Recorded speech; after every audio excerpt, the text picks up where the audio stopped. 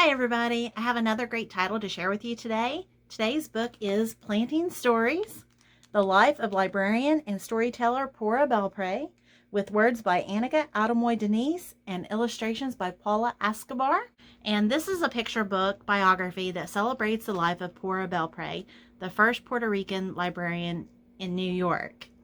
In 1921, Pura Belpre came to New York only initially for a visit to celebrate her sister's wedding. When she discovers a city bustling with opportunity, she decides to stay. She gets a job working in a garment factory, but longs for other opportunities. And one day, that opportunity presents itself. She gets a job working at the New York Public Library as a bilingual assistant.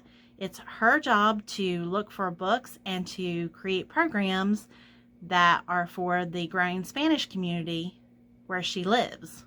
Soon, she is sharing stories with the children that visit the library, stories that she learned in Puerto Rico from her abuela. She's not just satisfied sharing her stories with the children. She realizes that there's a need for the stories that she knows and loves, stories from her homeland, to be put in print.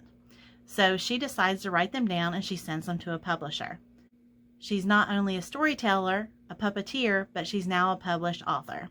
She continues to share her beloved stories, but she isn't confined just to the library. She visits schools, churches, and other areas in the community and shares her stories with the children that she comes in contact with. But one day, she meets a man who happens to be a musician, and she falls in love.